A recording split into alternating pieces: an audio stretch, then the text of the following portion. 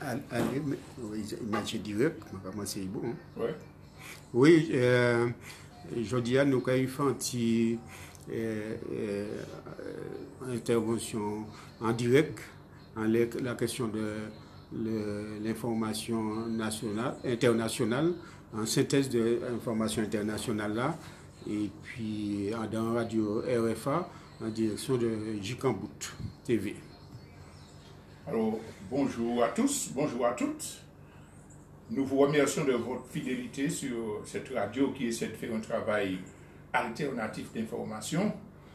Et aujourd'hui, nous allons continuer la série d'émissions spéciales que nous avons entreprises depuis le début de la crise sanitaire, avec l'objectif que nous en profitions pour comprendre les causes de la situation et les conséquences qu'il faut en attendre, et surtout la nécessité de changer fondamentalement de système.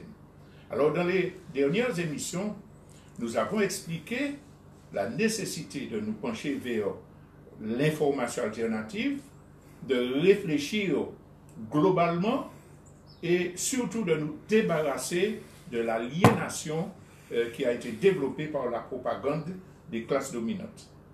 Alors aujourd'hui, nous allons voir deux aspects dans cette perspective. D'abord, faire un point sur la connaissance, les compétences et la formation. Et dans un deuxième temps, nous allons prendre des éléments de propagande qui sont particulièrement nocifs en matière d'aliénation pour pouvoir les déconstruire.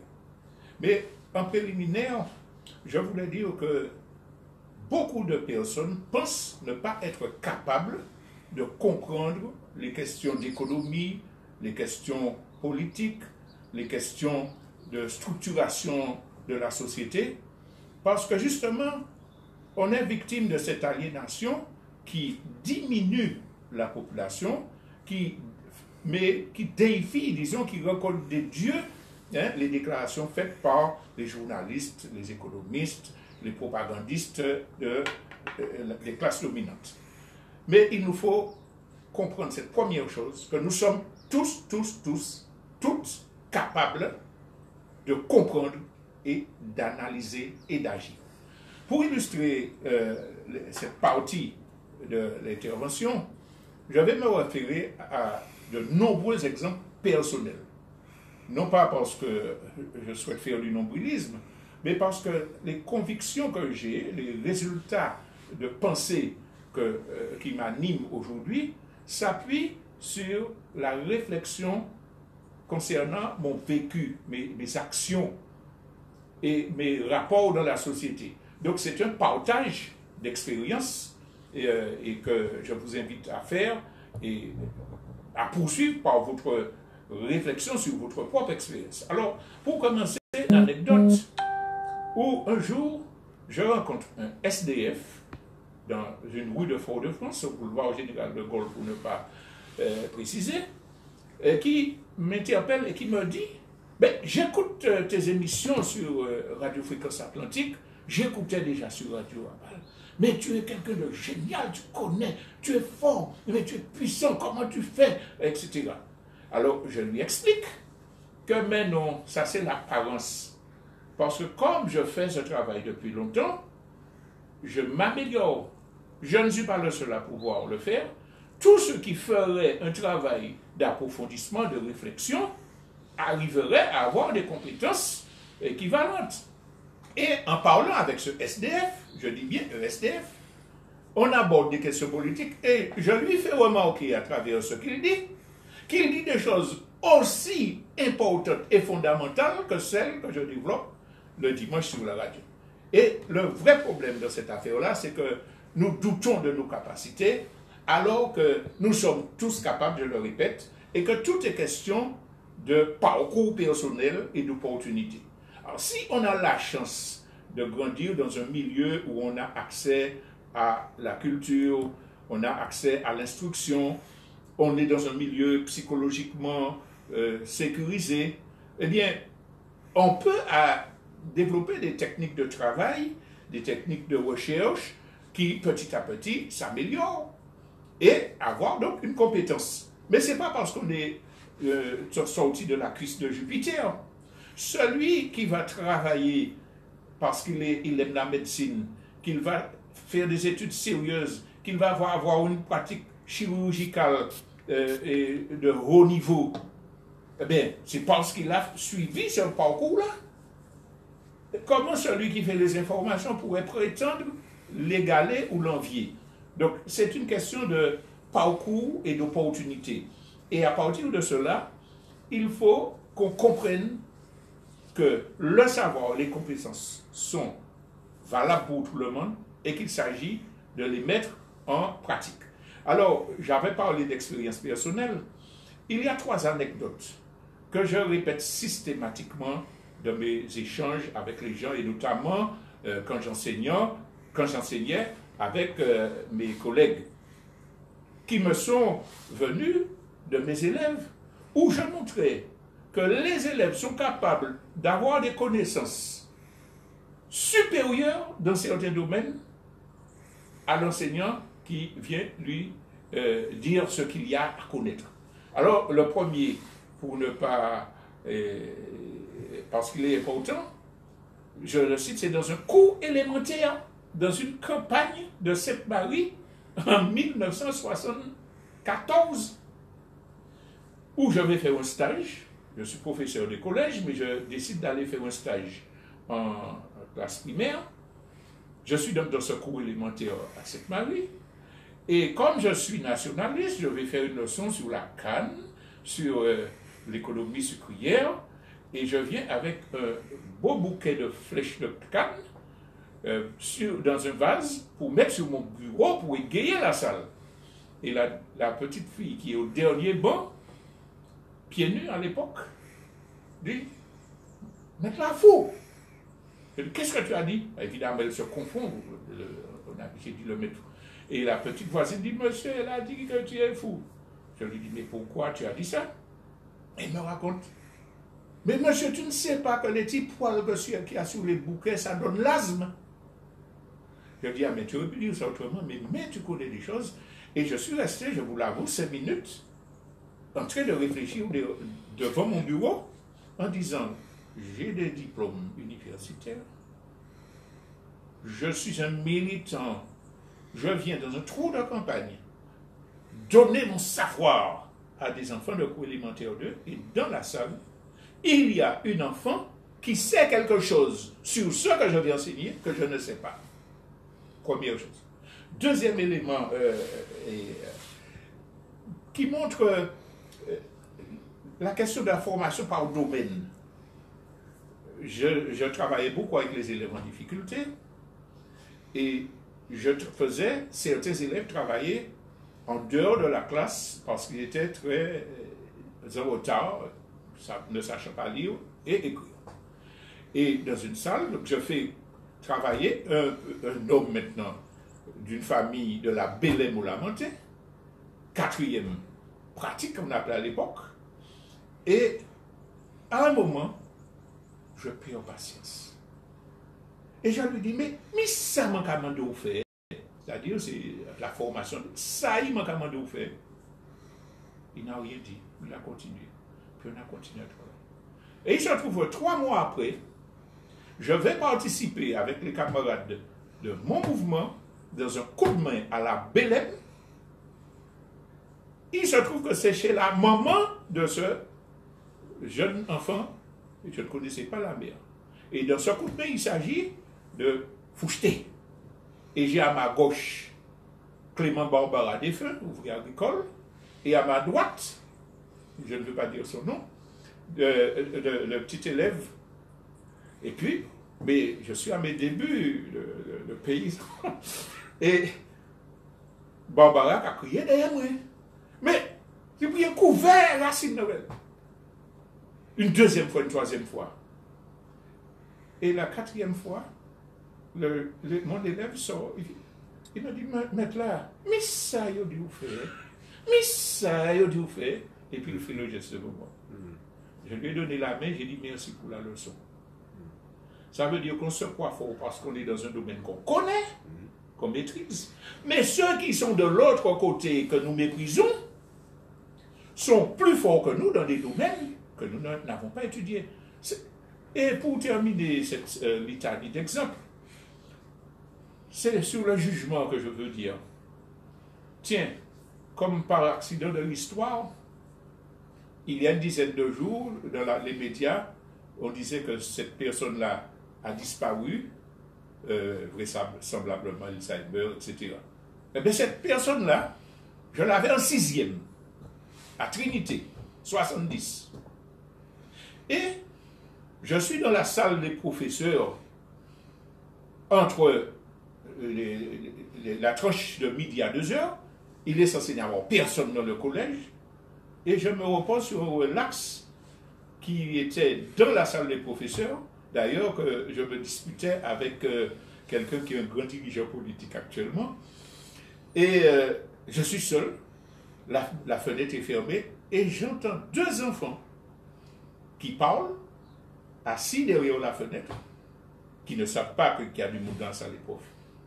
Et l'enfant, donc celui dont j'ai parlé tout à l'heure, qui a disparu, Pierre, dit à l'autre, faut se mettre la couillon, mon cas faire la baba, mon cas si enfants en classe là, et puis, yo ka foutez-moi la paix, respect, oui. Yo pas qu'à interroger moi, yo pas qu'à provoquer moi, puisque yo ka penser, bon, moi pas qu'à aller pièce côté. Alors, j'ouvre la fenêtre et je dis, ah, maintenant-nous, à partir de demain, on va travailler, ou pas qu'à faire encore. Et moi, je rigole et je dis, nous pédagogues, nous parents, nous enseignants, nous politiciens, qui croyons que les gens ne comprennent pas, que les gens sont inintelligents, ce qu'on appelle avec mépris des petits chansons. Ces gens-là ont des stratégies pour contourner les dominations ou ceux qui ne veulent pas vivre. Donc ces exemples, on pourrait les multiplier, vous en trouverez vous-même. Mais nous montrent quoi? C'est qu'au fond, chacun de nous est capable et peut réaliser certaines choses en suivant son parcours. Ce qui explique que je fais ces émissions-là, que je puisse avoir des relations d'un certain type avec les gens qui sont autour de moi. C'est parce que j'ai vécu dans une famille qui a été très favorable, mais surtout que j'ai fait des études de psychologie, des études d'économie. Et donc, en tant que militant politique, je suis armé pour travailler et je me suis donné une tâche à faire. Alors, quand je dis ça, il faut bien qu'on comprenne que ce n'est pas pour me valoriser, c'est pour dire que nous sommes tous capables. J'ai aussi mes défauts, mes erreurs, mes insuffisances. D'ailleurs, certains militants me rappellent, et tout cela, et je comprends très bien les remarques qui sont faites. Mais c'est pour dire que si nous avons compris cette première donnée-là sur la compréhension et le savoir, eh bien, nous aurons ce qu'il faut comme motivation pour pouvoir entamer la phase que nous connaissons et qui demande justement que nous changions la société. Alors, ça va peut-être m'amener à faire la transition concernant le deuxième point, c'est l'incitation au travail, l'incitation à retrouver l'estime de soi. Ce sont des conditions indispensables pour affronter les difficultés personnelles et les problèmes collectifs que nous avons à résoudre aujourd'hui. Par exemple, les problèmes de syndicats. Ah, syndicat, pas qu'à faire nous. Ah, et une organisation indispensable pour son combat contre l'exploitation. Parce que nous n'avons pas les éléments pour comprendre pourquoi il y a des difficultés au sein du monde syndical. Comment il faut interpréter les erreurs commises par les dirigeants de certains syndicats? Ben, c'est d'abord la propagande, le travail de division des autres, l'aliénation de nos élites dans tous les domaines. Et quand on a compris ces raisons-là, on réfléchit aux moyens de les surmonter, de changer la situation. Donc, tant pour le collectif que pour l'individuel, il nous faut admettre que nous devons nous impliquer dans une démarche de, disons, remédiation, de réparation intérieure. Nous sommes capables d'analyser les raisons du rejet des autres, les raisons de nos échecs professionnels, pour ne pas aller nous suicider, pour ne pas sombrer dans la délinquance, dans la détresse, mais pour dire au contraire, bon, j'ai compris et maintenant, nous allons lutter. Parce que dès lors que la majorité aura accès aux informations alternatives, il est évident que en brisant le carcan de l'aliénation et de la désinformation, la véritable descente aux enfers des colonialistes, des impérialistes, des exploiteurs va commencer et sera inéluctable. La prise de conscience des dysfonctionnements de la société, des conséquences de la dépendance que nous avons dans ce cadre de la crise sanitaire est fondamentale pour que nous puissions accéder à l'émancipation collective et à l'épanouissement personnel. Donc voilà pour la première partie et la transition. Je vais maintenant aborder les quatre points de propagande qu'il nous faut éclaircir pour démystifier les intentions des classes dominantes à l'occasion de cette pandémie. Beaucoup ont été frappés par les dysfonctionnements liés dans les relations internationales ou dans l'organisation économique qui causent la mort, qui causent l'angoisse, etc. Mais malgré cette prise de conscience-là et le désir profond d'alternative qui nous secoue, on risque de retomber dans le désordre d'avant-pandémie parce qu'on se serait laissé encore une fois manipuler par la propagande des classes dominantes. Alors, donc, j'ai annoncé 4 points sur lesquels il faut déconstruire. Je précise qu'il ne s'agit pas de leçons magistrales, voilà, il faut faire ci, il faut faire ça. Hein. Il faut surtout comprendre que ce sont des pistes de réflexion qui peuvent contribuer à l'indispensable travail de recherche et d'approfondissement que chacun et chacune doit mener pour maîtriser cette transformation dont nous avons besoin. Alors, les énergies, pour être mobilisées, doivent s'appuyer sur cette conviction que la pensée collective est indispensable. Il nous faut échanger, il nous faut écouter, il nous faut prendre en compte les points de vue des autres pour pouvoir nous faire une raison. Alors, par exemple, dans ces informations que je vais donner là, je vais citer beaucoup de chiffres. Il serait bon de les noter, soit en écoutant l'émission, ou si on peut le faire immédiatement, pour aller fouiller, pour aller approfondir, pour aller comparer, pour aller les mettre en doute en quelque part, et pour construire nos propres réflexions.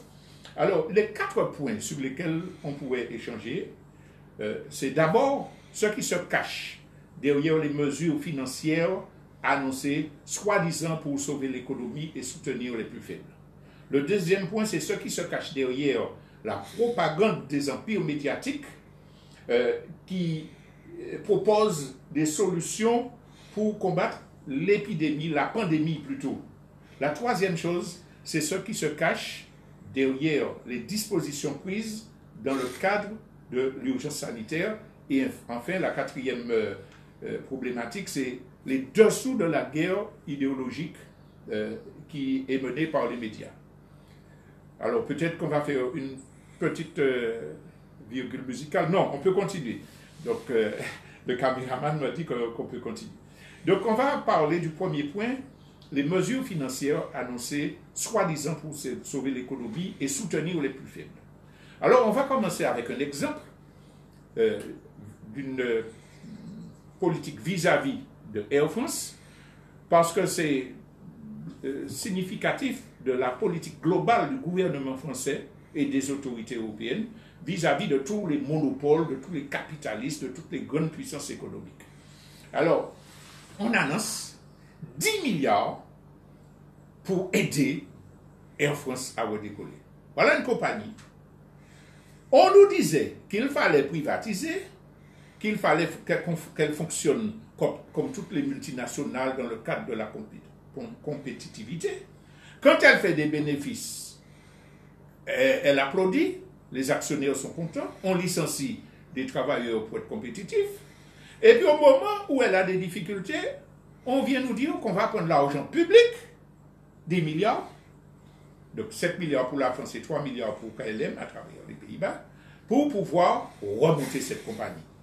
Au nom de quoi va-t-on prendre 10 milliards d'argent public, donc qui vont sortir des fonds qui servaient aux hôpitaux, à l'école, à l'aménagement du territoire, pour renflouer les caisses d'une compagnie qui profite de la pandémie pour augmenter les prix. Le ministre des Transports est venu dire, mais non, il n'a pas augmenté. Tout le monde sait que c'est faux. Et d'ailleurs, on a l'exemple des producteurs de poulets guadeloupéens qui ont montré que les prix ont presque triplé, sinon quadruplé. Et bien alors, quand ils sont démentis, l'État vient vous dire, ah, eh bien, on va rembourser la différence aux importateurs de poussins. Ça veut dire que Air France augmente abusivement ses prix, vole le contribuable, et puis en plus des 10 milliards, on va prendre l'argent public pour donner aux importateurs guadeloupéens de poussins la différence pour qu'ils puissent payer Air France. Si ce n'est pas de la mafia, qu'est-ce que c'est? Mais je dis bien que c'est un cas, et toutes les grandes entreprises, c'est la même chose. D'ailleurs, les autres ont dit, on veut notre part, on veut notre part. Et ce qui est important à comprendre, c'est que cette compagnie n'a rien de public. Vous avez entendu dire qu'ils sont en train de prendre une loi pour lui permettre de ne pas rembourser les billets qui avaient été payés, et parce que, bon, c'est un phénomène indépendant de volonté. Mais est-ce que vous savez que pendant qu'on refuse de rembourser, même les Français, le peuple français, nous, etc., les dirigeants de France remboursent les billets achetés par les Israéliens et les États-Unis. Alors, pourquoi les gens qui prennent du temps sur le journal télévisé pour montrer les communes vides chaque jour ne prennent pas 10 secondes pour dire Air France rembourse les Israéliens et les États-Unis et refuse de rembourser les Guadeloupéens et les Martiniquais. Donc, c'est cet exemple d'Air France qui nous permet de comprendre que les mesures financières annoncées, c'est vraiment de l'escroquerie. Alors, on parle de l'Europe. L'Europe qui a levé 532 milliards de dollars, mais j'ai expliqué déjà dimanche dernier que ce n'est pas de l'argent qu'on va donner aux petits entrepreneurs, etc. C'est des possibilités de prêts garantis par l'État, encore une fois, et qui iront manifestement entre les mains des grands trusts qui ont des cabinets d'études, des cabinets juridiques, etc. Les annonces qui avaient été faites par le passé pour aider les petits artisans, ben, on peut en tirer le bilan. Les annonces de 1 000 € de retraite par mois faites par Macron, on peut en tirer le bilan. Les promesses n'engagent que ceux qui y croient. Mais les mesures permettant d'accéder à ces aides-là sont tellement drastiques que c'est très peu de gens qui en bénéficient. Mais en tout cas, la situation des couches laborieuses, des artisans, n'est pas pour autant changée. Alors, quand on vient nous dire que un téléthon du Covid-19 a été fait par des dirigeants européens, et puis qu'ils ont attrapé 7 milliards, est-ce que ce n'est pas du mépris vis-à-vis de la population?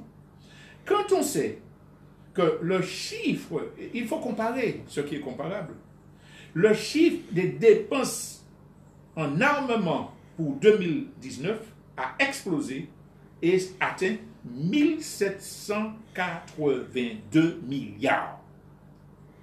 On répète, 7 milliards pour lutter contre le coronavirus, pandémie qui menace l'humanité, et puis 1782 milliards de dépenses en 2019, la France se trouve au 5e rang à ce niveau-là. Donc, quand on vient nous dire on va donner 200 € aux étudiants des dogmes qui sont en difficulté. 200 €? 200 €? Mais qu'est-ce que ça représente dans la vie, dans l'alimentation? Alors les gens vont dire, ah mais ils ont donné quelque chose. Alors si vous acceptez l'idée que parce qu'ils donnent une miette pour faire se taire la contestation, pendant qu'ils donnent des milliards et des milliards aux plus riches, ça veut dire qu'il y a un problème de compréhension et c'est là encore qu'il faudra approfondir. Alors, nous avons déjà expliqué que toute la propagande qui est faite pour préparer les populations à accepter une exploitation massive, l'augmentation du temps de travail, le non-paiement des heures supplémentaires, etc., elle est frelative. Je vous renvoie aux émissions que nous avons faites il y a 15 jours, où nous expliquions que le PIB, produit intérieur brut, le produit national brut, PNB, que le taux de croissance, quand on parle de répression, c'est une escroquerie intellectuelle. Parce que ces chiffres-là quantifient les valeurs créées dans le système officiel sans à aucun moment poser le problème de où vont ces valeurs-là. Est-ce qu'elles vont dans la poche des actionnaires? Est-ce qu'elles vont dans la fabrication des hôpitaux, de l'école? Ou bien est-ce que tout simplement on agite des chiffres qui ne correspondent pas à la réalité économique des sociétés, à savoir que notamment dans les pays du tiers-monde, 80% de l'économie, c'est de l'économie informelle. Et que dans les pays européens même, au fur et à mesure que les politiques d'austérité se développent, l'économie informelle prend du terrain, comme c'est le cas en Grèce. Donc, tout ça, c'est de fausses solutions, c'est de la manipulation, et il se prépare à revenir à des situations pires pour les travailleurs. Il faut que nous comprenions que si on ne s'organise pas pour imposer l'alternative, on sera dans des situations pires. Parce que c'est la logique libérale, la logique capitaliste qui n'est pas remise en cause. Je voulais vous citer, à titre d'exemple, un article qui est, si je peux récupérer les lunettes pour lire s'il vous plaît, excusez le petit jeune, un article qui donne l'exemple des États-Unis, et je vous le lis, on va commenter après. Dans le Midwest et le sud des États-Unis, les producteurs s'inquiètent. Depuis la fermeture des cantines scolaires, restaurants d'entreprises et des collectivités publiques, ils ne trouvent plus d'acheteurs. Ce sont des tonnes de produits périssables, légumes, lait, viande et œufs, qui doivent être enterrés ou versés dans les champs. Dans les exploitations de poulets notamment, plus de 750 000 œufs sont détruits tous les jours. 750 000 œufs détruits tous les jours. La plus grande coopérative laitière du pays, elle s'appelle la Dairy Farmers of America, estime à environ 14 000 tonnes de lait jetées par jour. En attendant, les agriculteurs tentent donc de rediriger leurs invendus vers des banques alimentaires qui pourraient rapidement tomber en pénurie de produits non périssables du fait de la forte demande. Depuis le début de la crise sanitaire, 26 millions d'Américains ont perdu leur emploi et demandé à percevoir des allocations de chômage. La logique qui est mise dans ce système-là, 26 millions, des queues devant les maisons d'aide qui distribuent de l'alimentation, et puis des dizaines de milliers de tonnes jetées de lait, des dizaines de milliers d'œufs enterrés chaque jour, parce qu'ils ne peuvent pas vendre. Ça veut dire que l'idée qu'on puisse saisir, nationaliser et diffuser dans les quartiers pauvres ces produits, indemniser les petits producteurs, ça n'existe pas. Ce qui existe, c'est qu'il faut voter 530 millions pour aider, 10 milliards pour, etc. Ça veut dire qu'on garde le schéma de la productivité, de la vente, etc. Mais sur qui capitaliste? Si on admet ça maintenant, cela veut dire que ce sera pire parce que le système capitaliste aura besoin de renouveler ses ressources. J'en arrive au deuxième aspect, c'est ce qui se cache derrière la propagande des empires médiatiques à propos de la pandémie et des mesures proposées par les gouvernements pour combattre cette pandémie. Alors là, peut-être, je vais vous demander de noter les chiffres pour réfléchir à titre reposé dessus. Prenez un papier, prenez un crayon, un point de bic, vous allez recopier après. Et puis vous allez mettre devant, vous allez en discuter, par exemple, avec vos proches. À la date du 8 mai, on comptait 269 867 morts du fait du coronavirus. Les États-Unis, 75 670. La Grande-Bretagne, 30 689. L'Italie, 29 658. La France, 25 990. Sur le chiffre qu'on a dit, on a vu qu'on a déjà pratiquement l'écrasante majorité. La Belgique, 8 521. Et puis il y a notre pays qui se glisse, le Brésil, avec 9 190. C'est là que les cas tombent. Vous avez vu que ce ne sont que des pays occidentaux. Et puis un pays, le Brésil, où il y a un fou, défenseur acharné du libéralisme, qui a saboté toutes les conquêtes sociales du Parti des travailleurs. Le monde est fou. Et puis nous sommes affolés, parce que la propagande qui chaque jour nous dit tel mort, un mort par là, à Trifouilly-sur-Joie, il y a un nouveau contacté. Ah, qu'est-ce qu'on va faire? Il n'y a pas de vaccin.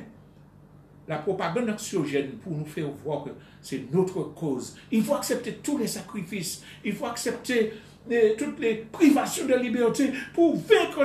Nous sommes en guerre. Vous avez noté, je reprends le chiffre, vous permettez que je reprenne le chiffre total de morts dont l'écrasante majorité se trouve dans les pays occidentaux. 269 867. Maintenant, notez, faites une autre colonne. Et puis notez ces chiffres qu'on n'entend pas dans les médias occidentaux.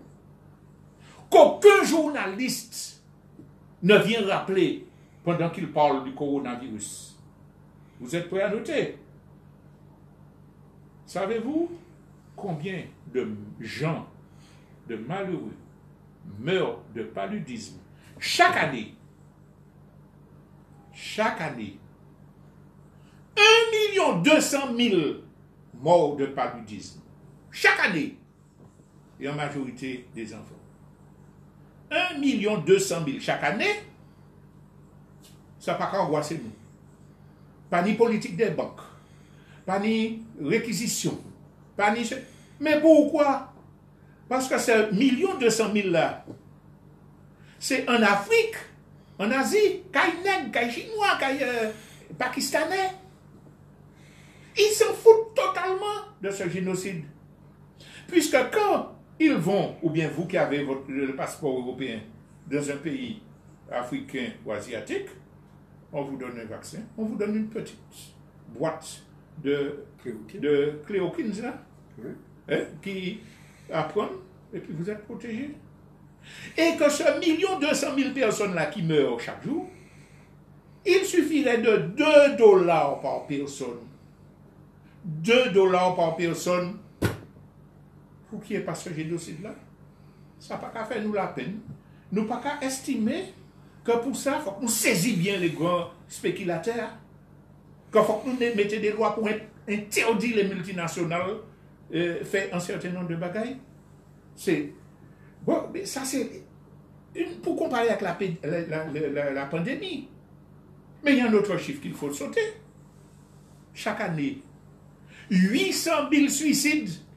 800 000 suicides chaque année. Comparez ça avec le chiffre Pourquoi? Parce qu'ils sont saisis par des banques, parce qu'ils ont été licenciés injustement, parce que, etc., etc. 800 000. Nous sommes là à 2 millions par année.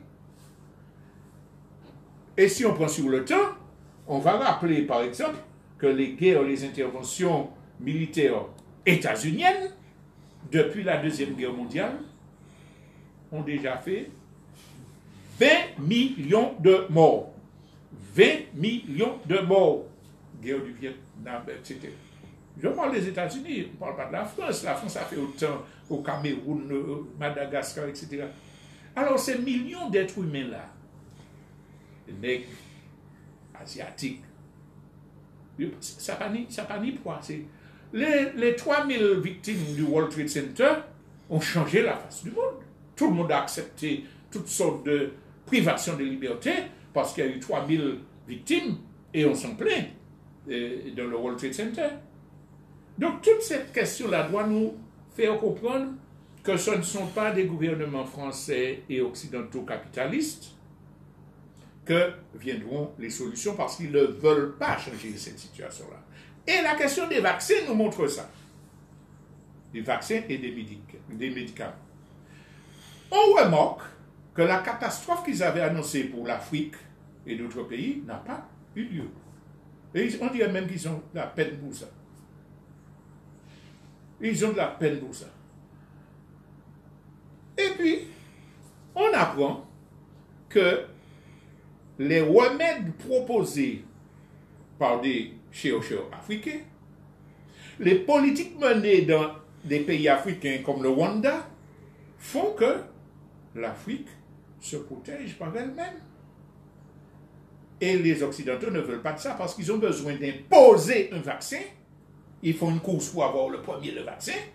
Donc, imposer un vaccin qu'ils pourront vendre. D'ailleurs, qu'ils voulaient tester pour voir s'il était bon en les nègres. Et là, ils veulent tester un vaccin et en déposer le brevet pour vendre. L'histoire, il faut que ce soit public, c'est du baratin, tant que le laboratoire n'a pas déposé son brevet. Mais constatez que Macron a déjà fait un chantage, alors que le vaccin n'est pas encore trouvé, pour dire au gouvernement africain qui refuserait de vacciner leur population de sanctions économiques. Si ce n'est pas de la mafia, qu'est-ce que c'est? Ben, qu'est-ce qu'on vous dit? On vous dit que, mais oui, mais il faut attendre la certification des médicaments et des vaccins par les Occidentaux pour autoriser le monde à pouvoir les utiliser. Comme si la certification par les Occidentaux, c'est une garantie que ce soit scientifique valable. On sait que les Occidentaux ont expérimenté des mauvais médicaments en Afrique. On sait que des vaccins frelatés ont été vendus. On sait que des médicaments ont été vendus, le Mediator qui a tué des gens. On sait que tous les médicaments, sans exception, ont des effets secondaires au même titre que les médecines traditionnelles pourraient en avoir. On sait que la possession du vaccin, c'est une forme d'hégémonie, de chantage économique sur les pays où on ne développe pas les systèmes de santé. Leur certification n'a aucune valeur puisque les scandales révèlent que dans le conseil scientifique de Macron, il y a des gens qui étaient poursuivis pour atteinte à la déontologie, que des gens ont été payés par des laboratoires pharmaceutiques pour critiquer le médicament proposé, la chloroquine, c'est ça? Okay. Par le docteur Raoult. Petite parenthèse. Quand on pointe du doigt Raoult, c'est pour casser la réflexion sur l'affaire. Parce que ce n'est pas Raoult qui a inventé ça. Hein. Il a vécu en Afrique et c'est des procédés africains qu'il retransmet. Mais on ne va pas vous dire que c'est une pensée collective, que c'est des choses qui ont été faites. C'est Raoult. Et puis pendant qu'on dit ça, on le diabolise. Ah, c'est un farceur, c'est un savant fou, etc., etc. Donc pour discréditer la réponse à travers la personne qu'on a mise en avant. On ferme la parenthèse. Mais le problème à comprendre, c'est que ces réponses soi-disant médicales-là ne sont que des applications de logique économique. Nous avons sur cette radio rappelé une information révélée par le ministre intérieur allemand, le ministre allemand de l'Intérieur. Quand on a décidé de chercher le vaccin, Donald Trump a essayé d'acheter en Allemagne un laboratoire qui était avancé dans la recherche pour pouvoir déposer un brevet et tirer personnellement profit de la vente du vaccin quand il serait mis sur le marché. Mais aussi, on a révélé un scandale dont les médias n'ont pratiquement pas parlé, où des sénateurs états-uniens des deux bords, que ce soit républicains, que ce soit démocrates, ont profité des premières annonces concernant les conséquences du Covid-19, parce que ce sont des milliardaires, ils ont des actions à la bourse, pour vendre leurs actions, gagner beaucoup d'argent et investir dans les secteurs où la pandémie allait créer de nouvelles possibilités. Il y en a un là au hasard, Richard Burr, président de la commission de renseignement du Sénat, qui a engagé 1,6 million de dollars en vendant des actions. C'est pas à peine d'insister, mais c'est des centaines et des centaines de milliers de dollars qui ont été à peu près 1 et 3 millions par deux autres sénateurs démocrates, qui ont investi dans quoi? Dans le télétravail. Ça veut dire qu'on sait que les gens seront confinés, eh bien, on va aller dans des sociétés qui commercialisent les logiciels de télétravail. Donc, c'est pour dire que ce n'est pas d'eux que viendraient des solutions particulières. Hein. Ils tuent les formations concernant les réponses alternatives pour pouvoir obliger les gens à acheter les vaccins dont ils auront déposé les brevets. On en arrive au troisième point, ce qui se cache derrière les mesures prises dans le cadre de l'urgence sanitaire. On a vu une série de décrets, parce que ça veut dire ça, l'urgence sanitaire. Le gouvernement fonctionne par décret. Le Parlement est écrasé. Si vous voyez les interventions de Jean-Luc Mélenchon et au Parlement, vous verrez toute la caricature de démocratie qui se cache derrière cela. Eh bien, les décrets renforcent les pouvoirs des exploiteurs qui auront le droit de vous obliger à travailler. C'est eux qui ont le droit de vous contrôler sur la question du coronavirus. Mais toute une série de mesures sur le traçage, qui sont en débat, je ne vais pas rester longtemps dessus, visent à restreindre les libertés. Et puis la répression. Imaginez que 2 personnes ont été mises en garde à vue parce que sur leur balcon, ils avaient mis des banderoles disant après le confinement, Macron tiens-toi bien parce qu'on va te demander des comptes. Ils mettaient ces gens en garde à vue parce que quand ils mettaient un banderole pour dire je suis confiné, mais il faudra des responsables. Et c'est pour ça que ces messieurs font voter une loi pour que les élus, les fonctionnaires, les administratifs du ministère-là, qui commettent des crimes contre l'humanité aujourd'hui, en vous interdisant de mettre des masques, en faisant ceci, en faisant cela, eh bien, ils soient amnistiés dès maintenant, en prévention. Amnistie préventive. Les décisions qui auront été prises dans le cadre de la lutte contre le coronavirus ne pourront pas être objet de poursuites judiciaires. Parce qu'il y a déjà 50 procédures judiciaires, dont des policiers, des médecins, et ils savent bien qu'ils seront condamnés. Ils seront condamnés parce que les mesures prises sont des mesures scélérates, fondées sur le mensonge, la dissimulation, le non-respect des compétences des collectivités locales. Donc, ils s'auto-amnistient. Répression, auto-amnistie, et puis contrôle. Censure des réseaux sociaux. Le gouvernement a essayé de faire sur son site officiel un groupe soi-disant de lutte contre les fake news pour combattre les positions adverses. Il y a eu tellement de protestations qu'il a fait marche arrière. Mais c'est vraiment un travail de fascisation qui est en train de se développer. Et M. Macron, qui avait déjà une petite tête d'aristocrate qui se prenait pour un Watelet, Édouard Philippe et tous les autres, sont dans un contexte qui nous ramène à la société féodale. Le roi, les seigneurs, avaient droit de vie et de mort sur leur sujet. Ils n'avaient pas besoin de se justifier. Et vous étiez obligé d'accepter les mesures, quelles qu'elles soient. C'est ce féodalisme-là qu'on veut nous imposer. Nous sommes absolument pour que l'État impose des mesures de sécurité publique, à condition que cet État-là soit représentatif, qu'il mette en avant les intérêts collectifs et que le système de démocratie fasse réellement que les gens de la base s'expriment, que le point de vue des infirmières, des couturières, des transporteurs soit pris en compte et mène à la décision. Autrement, c'est de la dictature.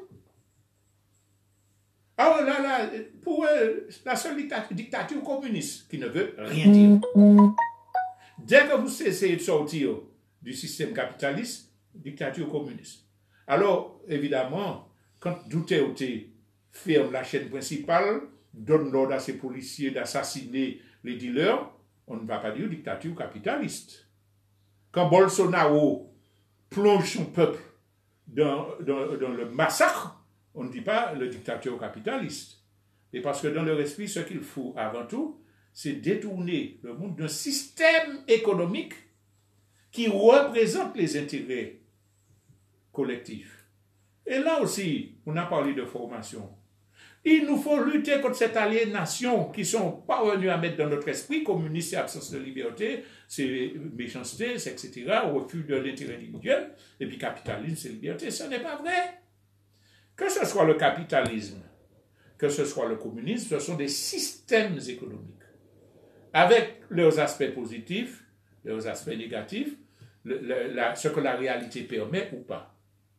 Les régimes politiques qui sont têtes, dictature, démocratie, etc., république ou pas, ne sont pas liés intrinsèquement au régime économique, à l'organisation sociale. Et ce qu'ils font là, c'est de nous faire peur de la seule organisation sociale et économique qui permettrait de résoudre les problèmes causés par le libéralisme et le capitalisme. Donc, ce point-là, il faudra qu'on lutte vraiment à fond contre l'aliénation qu'ils sont arrivés à développer. Alors, évidemment, ça nous montre qu'il nous faut nous atteler à nous organiser pour au lendemain du confinement, manifester. Il faut virer les gouvernements, il faut qu'ils dégagent, il faut qu'on se mobilise, il faut qu'on interdise qu'ils continuent leur politique de répression, d'atteinte aux libertés et de surexploitation. Mais ça, c'est l'un des points de la lutte. Il faut surtout que dès maintenant, nous nous organisions pour construire l'alternative. Et dans ce sens, le front essentiel, c'est la lutte contre leur propagande idéologique. Parce qu'on a déjà dit qu'ils préparent la relance de leur économie et avec la manipulation des sondages. Les Français sont pour Macron. 400 Français dans le sondage disent que sont d'accord avec Macron. Dit 66 millions de Français. Les Français sont majoritairement pour Macron. Mais propagande, mensonge. Et puis, silence sur tout ce qui discrédite leur mouvement. Alors évidemment, les guerres qu'ils préparent, qu'ils continuent plutôt dans le silence et n'ont jamais été aussi dangereuses. Mais il faut préparer l'opinion à accepter les guerres frontales et désigner donc des ennemis. Par exemple, toute l'information aujourd'hui, c'est la Chine, la Chine.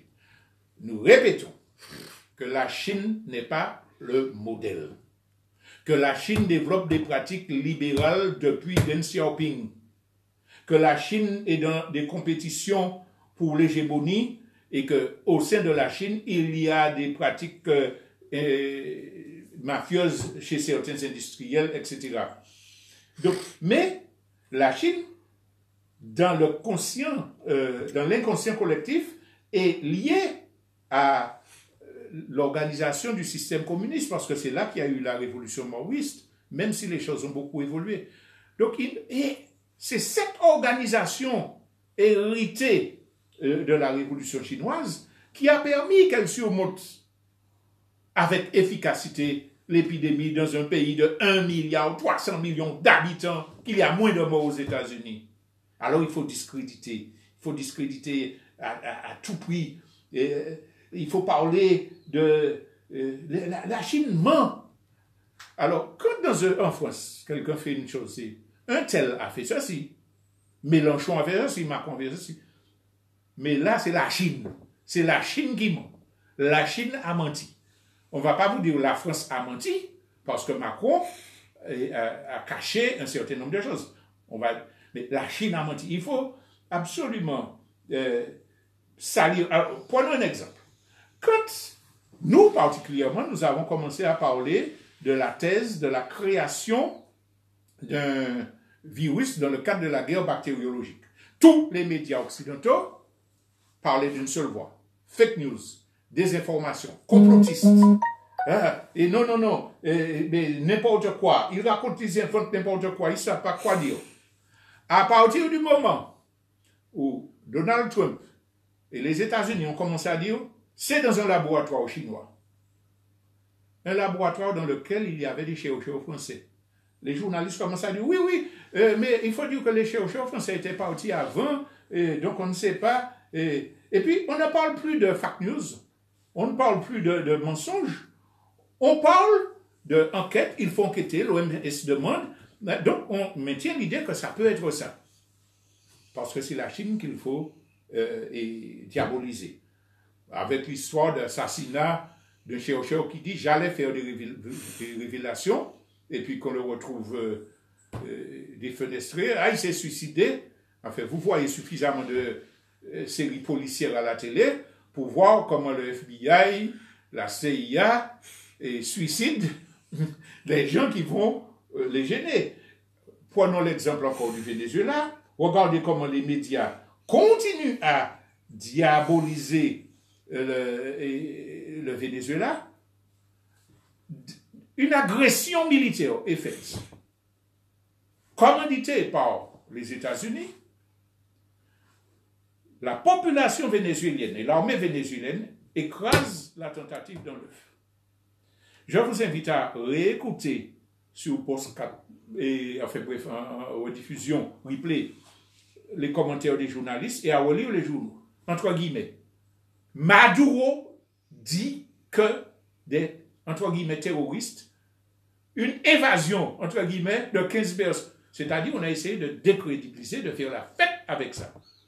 Alors, quand les médias vénézuéliens ont commencé à montrer les passeports des États-Unis, quand leur audition a été révélée pour dire oui, nous sommes venus, quand le responsable de l'opération aux États-Unis a dit oui, c'est nous qui avons fait ça, et quand on a la preuve que ce sont des gens liés à l'appareil agressif états-unien, on commence soit à ne pas en parler, soit à dire oui, bon, échec de ceci, oui, là, on commence à minimiser, mais on ne parle pas du plan global qui concernait la mutinerie dans la prison, des actions de subversion dans différents quartiers, et les deux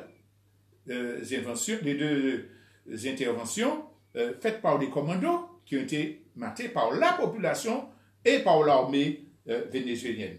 Donc, la guerre continue et puis on se prépare. Nous avons déjà dit les flottes américaines qui ont été doublées dans la région, le pacte militaire qui a été fait par les trois puissances coloniales européennes, Pays-Bas, Angleterre et France, pour créer une commission militaire qui est basée en Martinique, soi-disant, et il y a des naïfs qui le croient, pour aider à la lutte contre le coronavirus.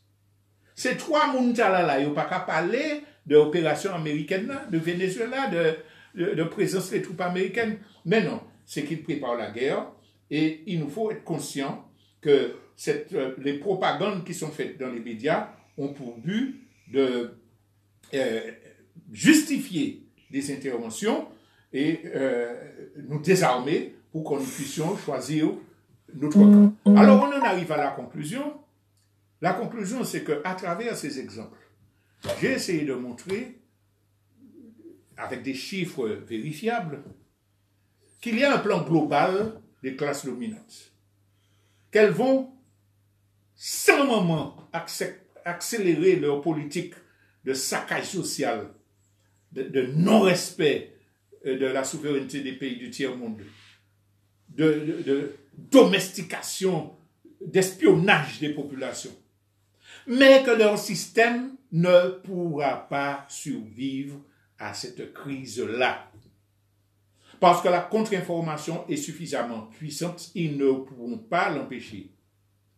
Parce que les pays qui ont résisté à la crise sur des bases alternatives, et notamment la solidarité internationale de Cuba, ont éveillé les yeux de beaucoup de gens, et que nous sommes en mesure, si nous faisons le travail indiqué au début, à savoir réflexion, recherche, remise en question, et réparation, auto-réparation, nous sommes en mesure de renverser ce système et de construire quelque chose de nouveau, parce que nous sommes les plus nombreux, parce que la pensée collective est plus puissante que les plans machiavéliques d'une minorité de censure, et puis parce que l'humanité nous le demande. Merci de votre attention. Alors, avant de conclure vraiment l'émission, j'insiste sur le fait qu'il nous faut remercier Radio Fréquence Atlantique pour ce travail quotidien qui est fait et qu'on ne trouve nulle part ailleurs, hein, pour nous permettre de nous armer politiquement, idéologiquement et nous préparer à l'offensive. Merci aussi à Jikan Bout qui va commencer à relayer ces informations du dimanche et sur les réseaux sociaux et que nous allons essayer de mettre sur le site www.jikanbout.com et nous vous appelons justement à visiter ces organes de contre-information, mais d'enrichir le travail par vos témoignages, par vos vidéos, par vos réflexions, par vos commentaires, de façon à ce que nous puissions avancer ensemble vers l'émancipation.